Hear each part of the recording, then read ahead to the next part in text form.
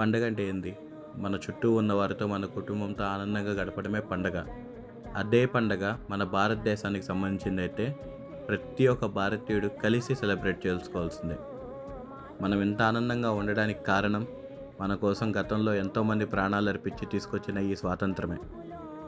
కానీ మనకంటూ ఒక రాజ్యాంగం ఉండాలి. ఆ రాజ్యాంగాన్ని మనం గౌరవించాలి అని చెప్పి రాజ్యాంగం రాసి అమల్లోకి తీసుకొచ్చిన రోజే రిపబ్లిక్ డే.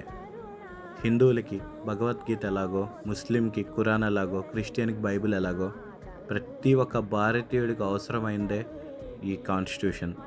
దాంట్లో ఉండేది ఒకరికి కాదు, ఇద్దరికి కాదు, ప్రతి ఒక్క భారతీయుడి కోసం అండ్ వాళ్ళ రైట్స్ కోసం.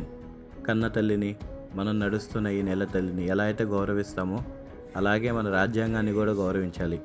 చేయి చేయి కలుపుదాం, మన భారతదేశాన్ని ముందుకు తీసుకెళ్దాం, మన ప్రగతిని ఈ ప్రపంచం మొత్తం చాటి చూపుదాం. ఒక్కరోజు గుండెల మీద పెట్టే జెండాలా కాదు, గుండె లోతుల్లో ఉన్న మన దేశభక్తిని జీవితాంతం మోద్దాం. మనల్ని రక్షిస్తున్న పోలీసు వ్యవస్థని కానీ, మన దేశాన్ని శుభ్రంగా పెడుతున్న మున్సిపల్ సిబ్బందిని కానీ గౌరవించాలి. మన వంతు సాయం మనం చేయాలి. Thank you so much Nellore biker club members. ఈ సెలబ్రేషన్ని 10 మందితో కాదు, నెల్లూరులో ఉన్న ప్రతి ఒక్కరికి చేరేలా చేశారు. జై శ్రీరామ్.